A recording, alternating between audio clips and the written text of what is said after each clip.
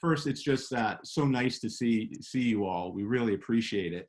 And I have to say, our summer 1822 party plan had been for a lovely event at a castle with rose gardens overlooking the ocean in June. That was Beckett's Castle in Cape Elizabeth. So what can you say but, oh well, we'll shoot for that next year. Just want to say thank you all for joining us and your continued support for MHS as members of our 1822 Leadership Circle. Your support is what makes everything MHS does possible. Fran, I'm so glad to see you here with us in this audience because you have been such an important part of the MHS collections and the MHS map collections in particular. So it's just amazing to see this project get going and get underway. I want to start by just sharing some brief updates about how MHS is weathering the storm and our plans going forward. We'll then spend most of our time sharing and talking with you about our new Beyond Borders project and the work we're about to undertake with that wonderful, wonderful MHS collection. So to place us all in time, as a reminder, if one is needed, MHS's bicentennial exhibition, State of Mind, Becoming a Maine, was scheduled to open on March 12th, which was the day the first coronavirus case was confirmed in Maine, and 3 days before Maine's actual 200th birthday. Now, if that doesn't tell you everything, I think it tells you a lot about the way this year has been and gone. MHS pivoted very quickly. The shift to work home from work to home was pretty quick and efficient, I think. And thanks to critical payroll protection program loan, we've been able to keep all staff employed and focused on really important strategic work. And I've just got to give out a shout out to the staff for how quickly and how flexible they were. And everybody's just gotten into gear. You know, it's interesting looking at different kinds of organizations, some of who are very dependent on big crowds of the public coming through. You know, that's just a part of what MHS does. So, you know, collections folks, advancement folks, programming folks have all kept really busy, but they've just done a fantastic job stepping in and leaning to a really strange and awkward and new environment. So that's been great. During the first couple of months of things, staff really had focused on two things. One was kind of identifying, pursuing, going after any and all relief funding that was out there that we could find. And then the second part was really imagining and preparing what was reopening going to look like and what's MHS public face going to be. A staff task force spent about 2 months preparing a reopening plan that went into effect in early July. Covered all the details, including when and how to open, social distancing, what to do with people who don't want to wear masks, and it really health and safety in all parts of our operations. So we've been open about 3 weeks now.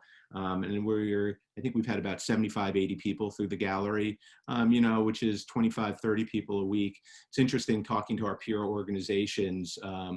PMA has been on top of this and working to reopen, but it's interesting, Mark shares that their numbers, they're getting maybe 100 people a day, where typically this time of year, they'd get anywhere between 750 to 1,500. So I think everybody is committed to being open at some level to the extent that we can be, but everybody's finding it slow, and we're just trying to take it kind of slow and steady. The library has also been open, and a number of researchers who have been eager to get back in who've been coming. That's all by appointment, but I think all of that was working pretty well. The toughest decision, though, was to not open the Longfellow House for the season, or at least through August, and probably for the season. I mean, I think if you think about it, the spaces are really just too tight, and the historic materials are too fragile to clean effectively. So after a lot of analysis, discussion, it just doesn't really make sense. And, you know, it's been open for 115 years. We'll give it a little breathing room and hopefully be able to open it next season.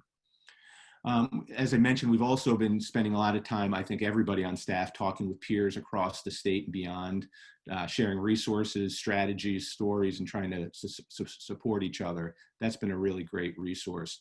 It's interesting, again, you look across just the Portland organizations, and you have places like the Portland Stage and the Portland Symphony, and everything they do is about people coming in and gathering themselves in big groups.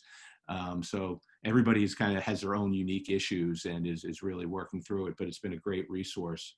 So I'm talking with the Portland group, the Portland leaders every week or two. There's also a statewide group of cultural organizations who really wants to make sure that the cultural community is well represented at statewide levels as we talk about recovery and going forward. So there's a lot of activity going on, but I think a lot of collaboration is the important thing. I think we're also really focused, as we tried to do, in seeing the opportunity all of this. For example, if you look at the rapid adaption of Zoom so quickly by so many people, it really has given MHS an incredible platform for reaching a much, much broader audience. One of our key strategic issues we always are talking about and trying to get our heads around is doing a better job of supporting and encouraging the participation of people across the state and beyond. And the way Zoom has gone like this, all of a sudden, I think it gives us a platform, not just during the kind of shutdown period, but going forward for really bringing a much broader audience into our main focus program. So that's interesting.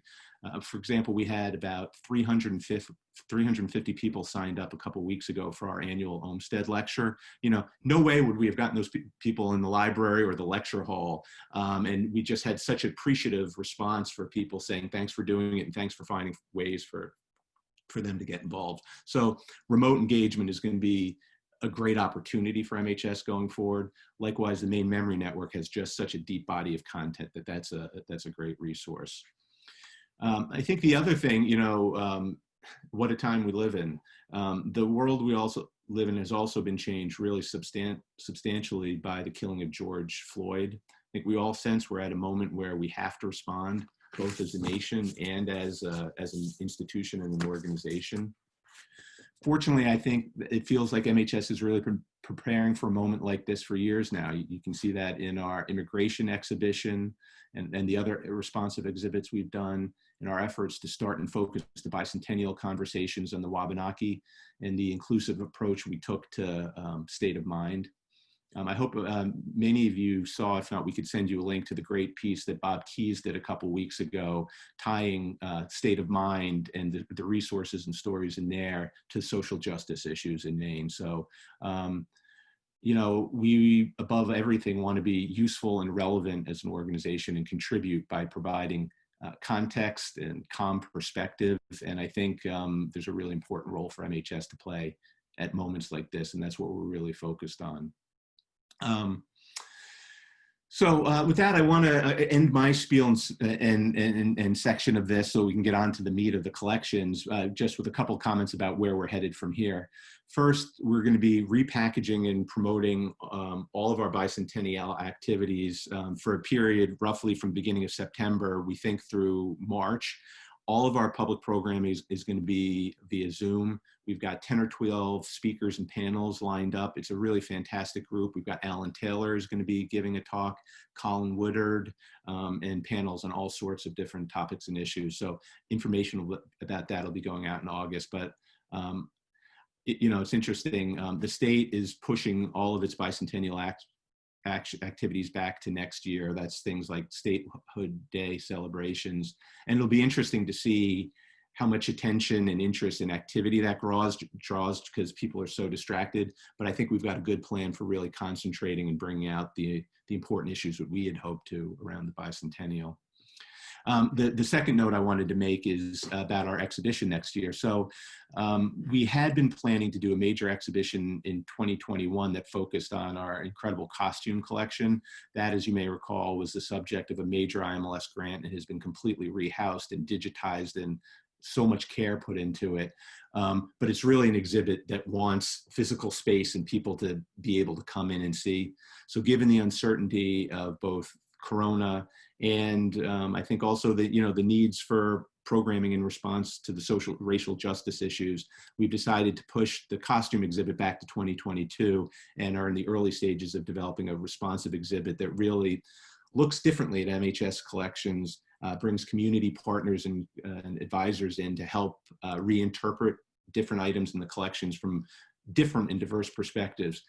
Take, for example, the Declaration of Independence. that there was a lot of interesting discussion around the 4th of July about what the Declaration means to different people, African Americans and Indians and women, all the folks who are not necessarily or not represented well in there. So anyway, I think the team is really kind of putting its mind to what will be a great and impactful and needed program. So with that, I'm going to stop there so that we can get to the heart of the program. We'll have time for questions and discuss all of that stuff I talked about and what we're about to talk about in a little bit once we do that. But from there, I'd like to turn things over to Jamie to tell us about this incredible collection and what we're about to do with it. So Jamie, over to you.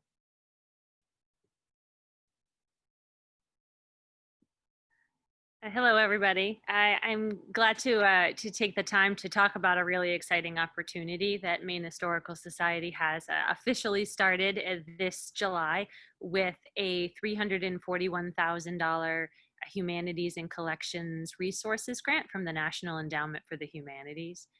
This project aims to digitize, provide full text access, to contextualize and build tools on the Maine Memory Network for three of MHS's most significant, or three of our most significant collections, which include the Pejubscot Proprietors, the Kennebec Proprietors, and the Barclay Collection. So these three collections represent something that is of significant research value to Maine Historical Society, and that's records about land distribution, land use, and the misappropriation of land, and the drawing of the northeast boundary. So it's really about defining the Maine identity, and it's distinct from Massachusetts, is distinct from British colonial rule and from the federal government after statehood, but really understanding what Maine means in the national and international narrative. So these three collections were chosen for this particular grant for several reasons. One would be their relationship to Maine, US, and international history. Another would be because they're frequently consulted and heavily used in person, some of the documents dating back to the 1620s, for preservation reasons, for their relationship to the path to Maine statehood, because of the unique nature of their content, including the critical time of first contact between European settlers and the Wabanaki and indigenous communities in what is now known as Maine, and because of the popularity with the research community. For two of the collections, the third collection, the Barclay Collection, which I'll talk a little bit about in a moment, is underutilized and really a hidden gem at Maine Historical Society. So we were able to take two of our most heavily consulted collections and a collection that we feel should really be getting more limelight than it does, and bringing those together in this really robust project. So I'm going to talk a little bit about the three collections and what we're planning on doing as part of this grant. So these are highly competitive grants. This was the third time we had applied for this particular proposal. And I think really this last time our proposal was extremely strong because it garnished support from the Passamaquoddy and Penobscot communities, and demonstrating the significant relationship with those communities that can be found in these collections, especially when it comes to the acquisition of land in what is colonial Maine. So the first collection that we'll be working on as part of this project is the Pejubscot Proprietors. So the Pejubscot Proprietors are also known as the proprietors of the Township of Brunswick, or the Pejubscot Company, or the Pejubscot Purchase Company. It's a land holding company out of Massachusetts that was incorporated in 1714. So the records themselves date from about 1627 through 1866, but the company itself operated between 1714 and 1814, just about 100 years. But a lot of their records predate that because they're acquiring titles from other European settlers, from landholders, from grant holders, and from Wabanaki communities. And this collection documents those, the gathering and consolidating of those holdings, the distribution of those holdings, so selling those to other speculators, selling those to individuals to encourage settlement, and reselling those to other individuals to encourage settlement, which causes a lot of controversy and a lot of complexity with their competitor, one of which is the Kennebec proprietors. So we have here is an example of the map of Scituate, which is an early name for Brunswick in the 1730s. And this is an example. The Pejepscot proprietors is the smallest of the three collections that we're digitizing, but it is the most heavily used. It is hands down the most heavily used collection at Maine Historical Society. The Kennebec proprietors is the second most used collection, and the Pejepscot is paged twice as much. So this collection is consulted on a weekly basis at Maine Historical. And like I mentioned, some of the documents date back to the 1630s, in which the frequency with their page is a real preservation concern. But despite its popularity, more than 90% of this collection does not exist online. And part of the complexity with that is the nature of the holdings themselves. Some of the maps are too large for us to digitize with the technology we've had available to us. Some of the materials are still bound. And the nature of these early papers are really inconsistent sizing and shaping, which makes digitization more lengthy and more complicated.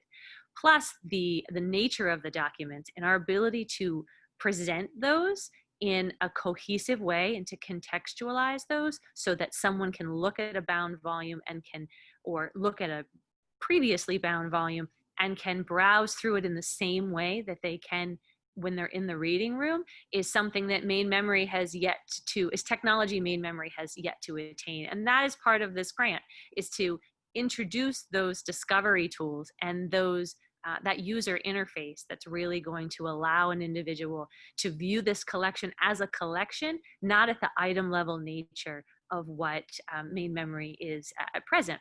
A lot of the maps are on Maine Memory, but there are 88 maps in the collection. I'd say maybe about a third of them are already online, including this one. Again, the size and the scope of the materials has been a bit problematic.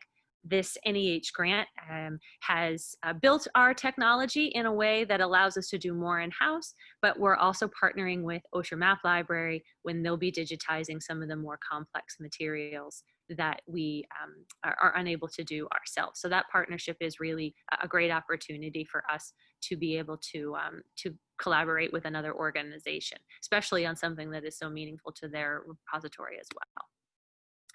This is an example of a deposition, which is a lot of the materials that you'll find in the collection. This is from Pierre Pole. It was an Abenaki native, and this is a deposition that he's giving about the names for the locations around the Androscoggin River. So just in their name, the Pejepscot proprietors, the proprietors of the Township of Brunswick, focused on the Brunswick area, but they branch out into what's like, I'll call like the lower mid-coast, Brunswick, Topsom, Harpswell, and then inland in what historically is known as Bakerstown, which is Minot, Poland, parts of Lewiston, parts of Auburn, New Gloucester. That sort of area is historically known as Bakerstown. And so these are the areas where the Pejepscot proprietors are largely working. And they were really encouraging settlement, because if you could get someone to move there and to establish roots there and then to set up schools, to set up a town, to set up churches, then it would encourage more settlement, which would drive the prices up. So at the end of the day, this is really this is a business for these individuals. So that's the nature of these materials, is the business. And then here I have another deposition, which is from two brothers that is talking about the land marking. So it's very difficult. They would send out surveyors and trying to gauge what the boundaries are of these lands, the land that they were selling, the land that they're abutting up next to it. So it's a lot of conversation and description of the land, coupled with the deeds and the exchanges from the Wabanaki community, who didn't see this as a transfer of ownership, but saw this as an opportunity to cohabitate and to live together. So the language and the understanding and the relationships with these individuals is tense. On top of, you've got squatters, you're selling the same piece of land to another individual. So there's a lot of tension. And all of this is happening during the colonial wars. All of this is happening during what is known as Dummer's War and King William's War. And these, so you're seeing people fleeing from these areas, heading down to Massachusetts, coming back and trying to reclaim land without the proper paperwork, et cetera. So it's very tense. So the Pajubscot proprietors had a major competitor. There were several proprietor organizations operating in Maine during the colonial period, during the period that Maine was a district of Massachusetts. But the Kennebec and the Pajubscot are two of the largest, and two with the most substantial records, surviving records. The Kennebec proprietors started a little later in the 1720s and went about the same time, closed its books about 1816. Like the Pajubscot proprietor collection, it dates back to the 1620s and goes further, maybe into about the 1830s. So it's the before and the after of the bookkeeping. Like the Pajubscot proprietors, this was about consolidating land grants and previous heirs and bringing those consolidations on about 15 square miles on either side of the Kennebec region. So you're going up the river. There is overlap in some of the area, and there's a lot of bitterness. You'll see people who work for one, who work for another, and so the relationships between these. In these collections, you'll also see a lot of social components. You'll see captivity narratives. You'll see Revolutionary War records. You'll see church records and municipal records because of the relationships with the communities and really trying to suss out who should be there, who should not be there, and how much do they pay for it to be there and have the privilege of living in Maine. The Kennebec Proprietors Collection is about twice the size of the Pajubscot Proprietors. Again, about 90% of the collection is not online. Some of the maps, the ones you'll see here for the Northeast in Bath, and then we've got, this is another land deed from Richmond Farm in 1751. There's a lot more deeds in the Kennebec records than there are in the Pajubscot, surviving deeds, I should say. I'll also note that there's a complementary collection for the Pajubscot that's at the Peabody, Essex. And so you can see the overlap for those. And this is probably one of the more famous maps from the Kennebec proprietors, which happens to be in our recent exhibition. So this is the plan of the Eastern Shore, which is essentially about Brunswick up through Phippsburg, or what constituted at that time. And it's known as the Talking Indian map, because there are two Wabanaki people at the bottom talking about how God is has brought the English to assist. So it's definitely a representation of the attitudes that the English had. So these two collections have a really strong relationship to each other. They both arrived at Maine Historical Society during the Civil War. The first was given to Maine Historical Society by a man named Joseph McKean, who was a clerk for the town of Brunswick, who was a close friend of Josiah Little, who's really the last of the Pajubscot proprietors.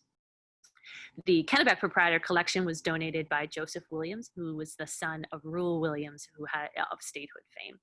And both of those came around the Civil War and were processed and made available for research in and around the 1930s through the WPA projects. And a lot of the maps were inventoried at that time. And over time, there's been lots of projects. So as Steve mentioned, Fran Pollitt has worked extensively with these collections, especially the last collection I've mentioned. And there's been a lot of work to prepare them for research, conservation work in the 1990s and again in the 2000s, and some digitization work, some re-digitization work as technology evolves. And then most recently, the work to prepare these collections for this particular grant. So the last of the collections is the Barclay collection, which is really, it's named for Thomas Barclay, who was a British commissioner from during after the Treaty of Ghent to draw the boundary between the United States and British Canada. We collectively know it as the Northeast Boundary Collection because really it's an amalgamation of two collections, one related to Barclay and his son, Thomas Barclay, who was also a commissioner who filled in for a man named John Ogilvie, who passed away during the project. And then also another separate collection from a man named Ward Chipman, this is a piece from that piece. And there's papers related there to Robert Pagan, who were also involved with the drawing of the Northeast Boundary. So this collection is really amazing for multiple reasons. As I mentioned, it rarely gets the kind of attention that it deserves as a manuscript collection.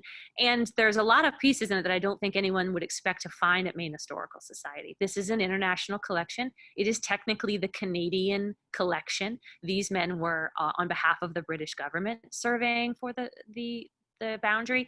And it goes from Maine, from Passamaquoddy Bay, and going over all the way over to Lake of the Woods in Ontario. So this isn't just about the Maine border, although a lot of the documents are, but this is about drawing the border between here and between essentially Minnesota.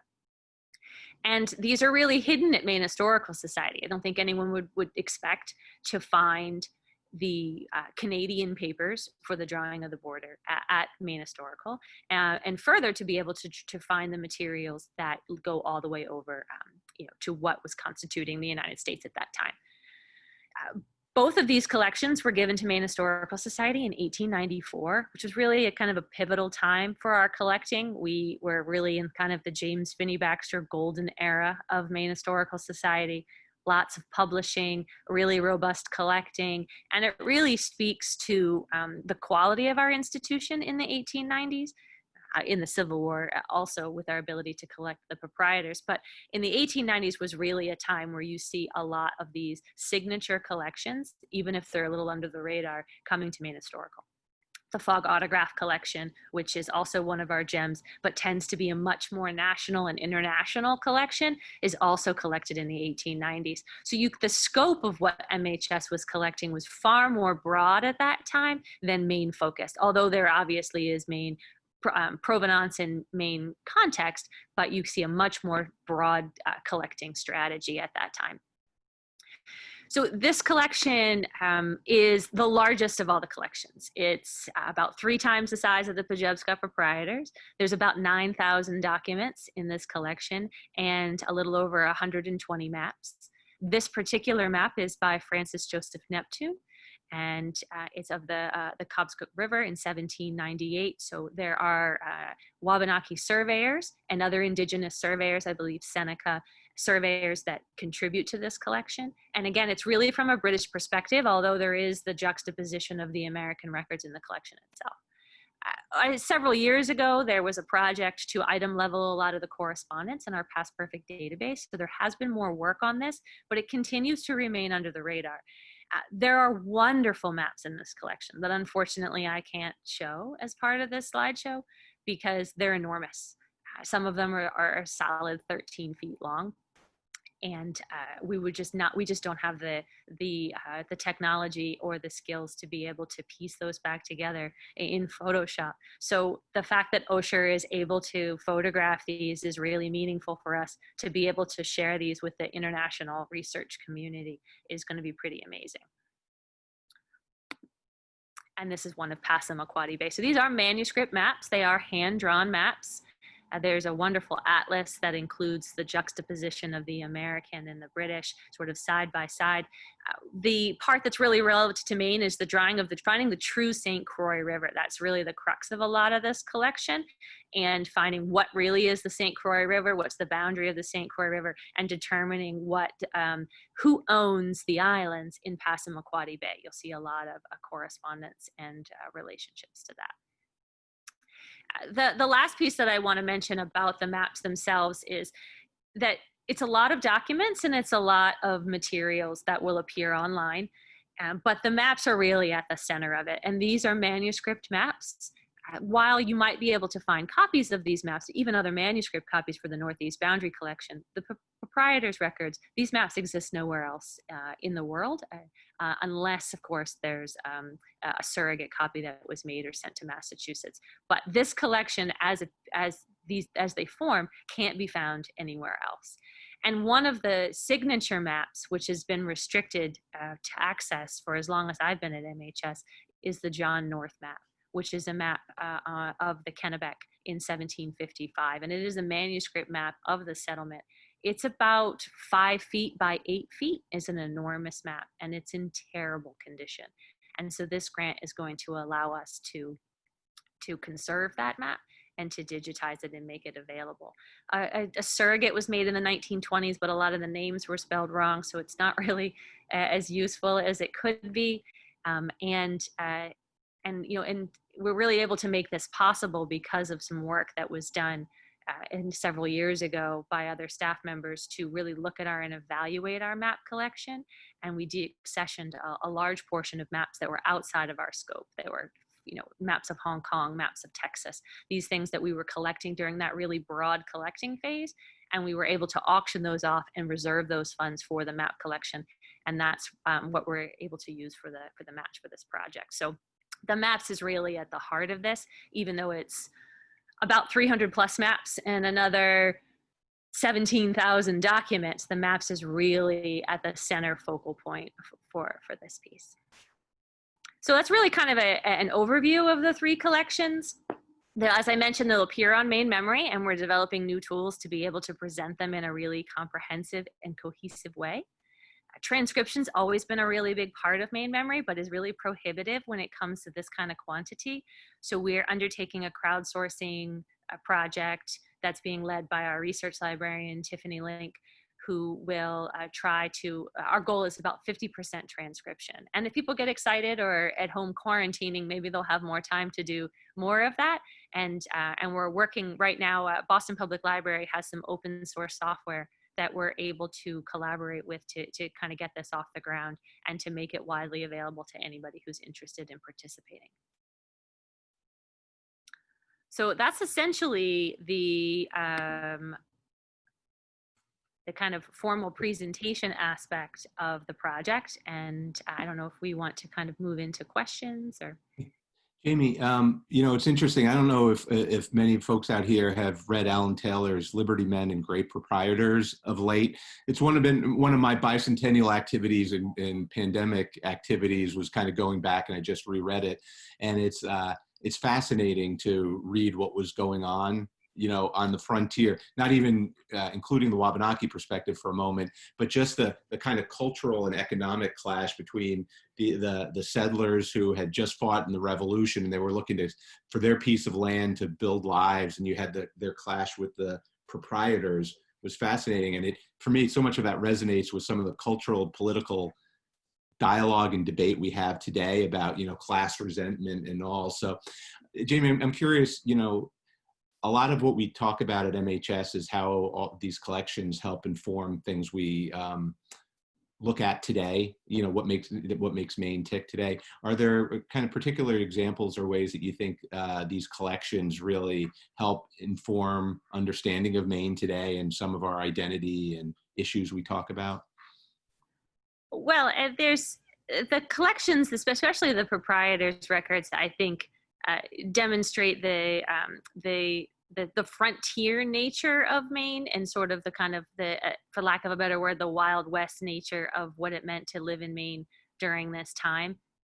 And a little bit of the resentment for Massachusetts and its Massachusetts overlords, but also the sort of the complexity of what it means to Maine and its natural resources.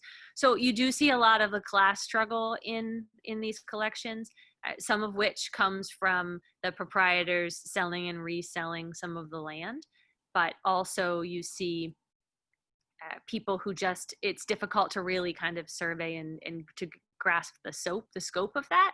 So really knowing where your land stops and where your land starts was really difficult. So I think it speaks to how kind of the rural nature and how much different Maine is even just from Massachusetts and the rest of New England. Well, you see more of that in northern New England with New Hampshire and Vermont, but Maine has a unique sense of place.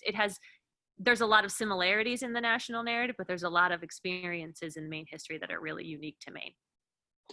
Can you talk just a little, one of the interesting things, again, getting back to some of the equality issues that are talked about today in the Wabanaki, all of a sudden I'm forgetting her name, Lisa Brooks did some really interesting work in this collection, which brought a whole different Native American perspective to these classic old Yankee collections that was included in Holding Up the Sky. Can you just talk a little bit about how she used MHS collections for her work and found different voices in those collections? for the proprietor's collection. So she re-examined the collections in search for two specific characters in her book, Our Beloved Kin, and examining the records to kind of find people who aren't overtly mentioned but are still present in the records, and understanding the difference between the concept of land ownership and what that means, and how Wabanaki communities were, with the treaties, with the deeds, were welcoming the communities to cohabitate and not transferring the ownership, while the English and just into the French to some extent concept of land ownership is different, and the cultural clashes with that. And in kind of looking at those, I mean, those they continue today. It's the cultural, the clashes between the Maine state government and Wabanaki nations, and to really to see that how people think differently about things, and and the colonial settlement that sort of resulted from those different concepts of land ownership. But Lisa's book is really an amazing kind of reimagination and reevaluation of these records, which I think that the Barclay collection really has a lot of opportunity with that as well.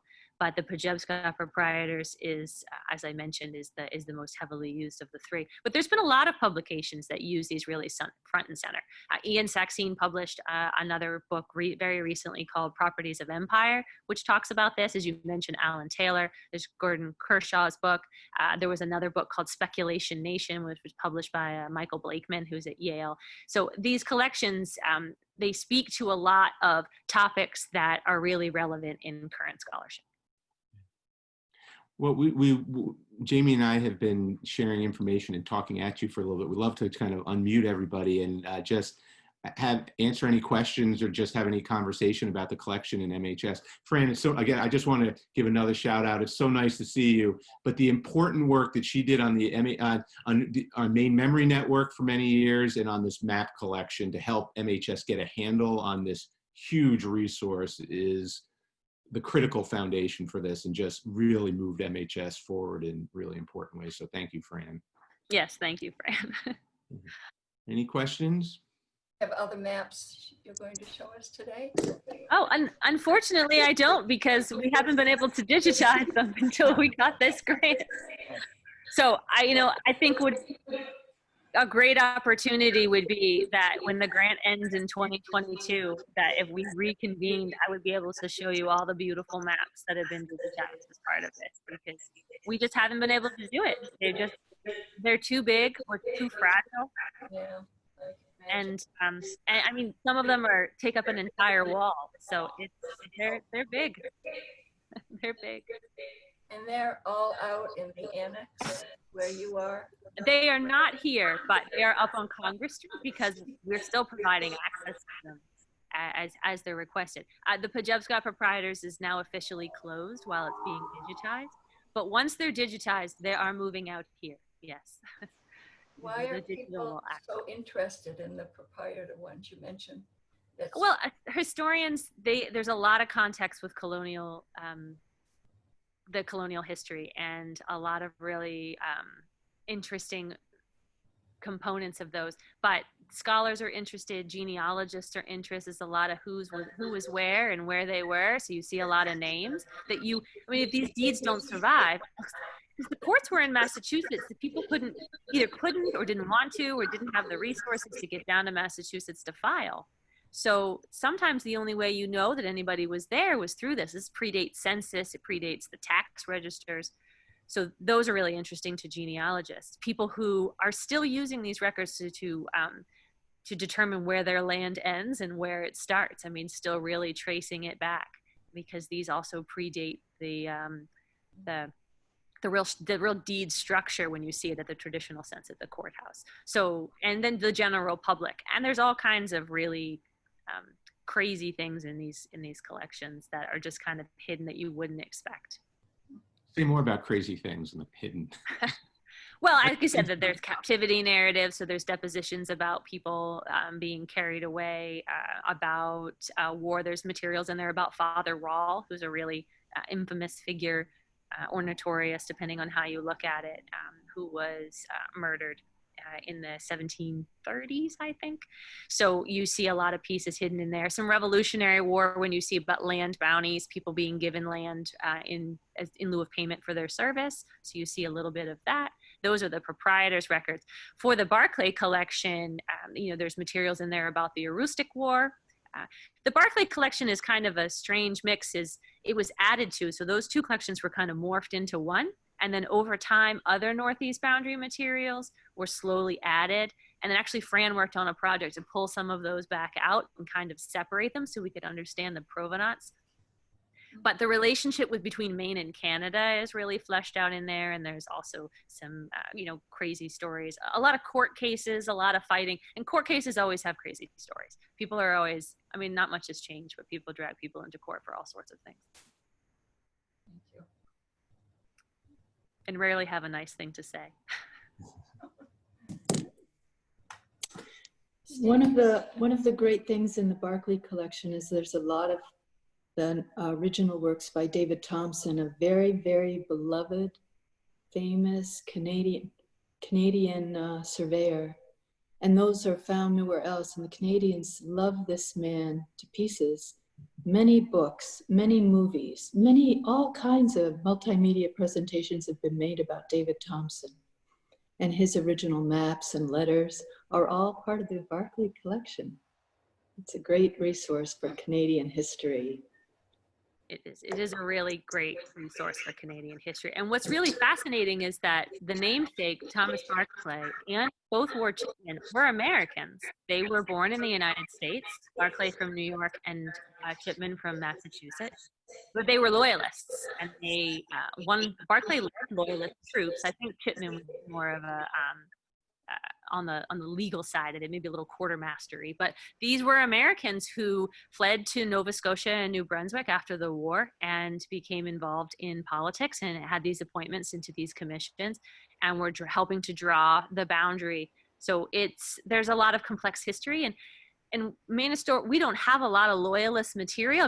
For obvious reasons, people leave, and they may or may not have returned, but most of those records reside elsewhere. So for us to have such a rich collection that demonstrates the attitudes and sort of the aftermath of the loyalist component to our history is also really fascinating.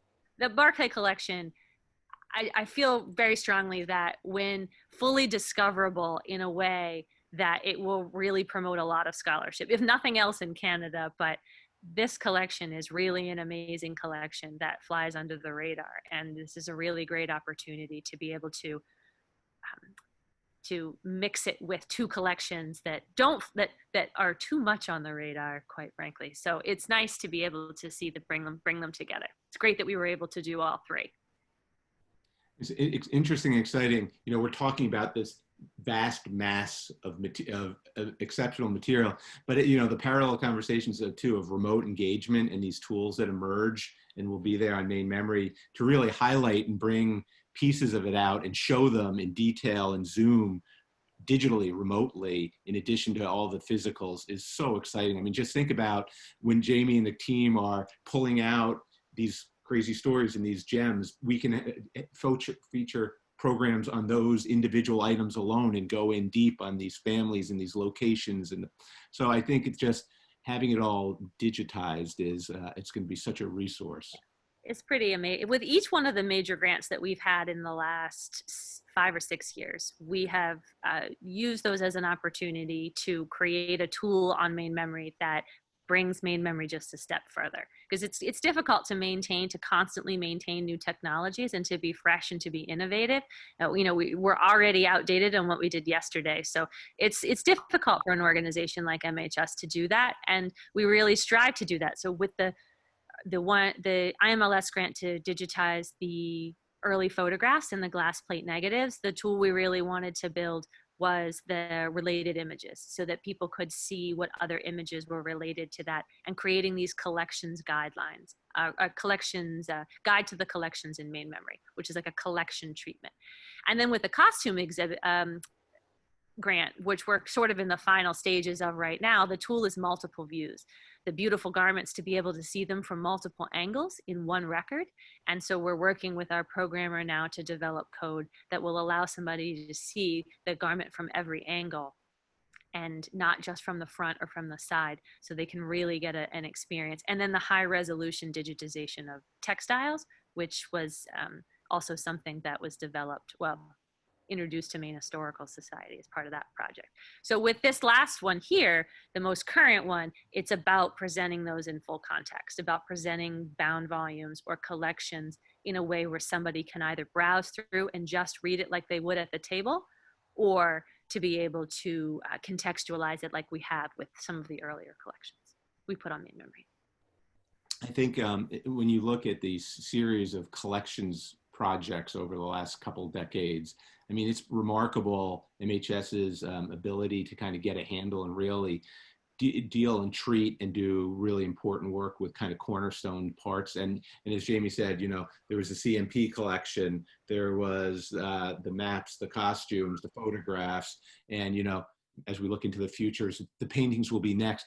But it's pretty incredible that the work to get a handle and really make this material accessible. I would be remiss if I didn't point out, you know, it's interesting. People see that you get a $341,000 grant from NEH, and they say, "Woohoo!" They're rolling in it. They're flush. But I do have to point out that all of that just supports new work and new expense. Really important stuff. But you know, our key challenge is, you know, the fundraising for the core operations, Jamie's expertise and the teams of her team, so that we're in a position to kind of do these spectacular projects. So just lest you think because of NEH's largesse that we didn't have other needs. Right, 50% match. Yeah. Which, as I mentioned, the deaccession project for the maps is really what's supporting. It's supporting all of the digitization work that OSHA is undertaking, the conservation of the North Map, and the digitization of the North Map. So we were able to use those resources to support that, and then to have the staff. We're also really fortunate with the timing of this grant. As I mentioned, we had applied several times before, and to come right off of the costume grant, we still had a lot of expertise on staff that really excels at digitization and managing these types of digital files. So that was fortunate that we could just move right into it. It would have been hard to hire that during the pandemic. Comments, questions? Yeah, Jamie, I have a question. This is Rusty. Were there boundary disputes between the Pejepscot and Kennebec proprietors? Oh, yes. Lots. Yes. And those are they kind of explained, or are you able to research that through these two collections rather? You can, you know, for certain, the collections aren't indexed really in it. Well, the Pejepscot has an every name index, but not indexed in a way that would really allow you to see that explicitly on a certain piece of property, but you do run into it. They were definitely selling the same piece of land to different people. Sometimes, you know, it's hard to say whether that was intentional or it was just a lack of really knowing what the landscape, because a lot of these people these people who were selling this land never came to Maine. You know, they did send surveyors down, but as you saw with that pier pole deposition, you can say that it butts up against this particular island or this particular location. But if you don't really know what the name of that island is, someone can say, well, that's not that island. That over there is that island. So you do see a lot of, a lot of overlapping and a lot of infighting, some of which is probably intentional and some of which is just the difficulty with navigating the landscape. And then when too, when they might not have even had a right to be there to begin with. And the name Pejepscot, when was that applied to describe the Greater Brunswick area? Do you know?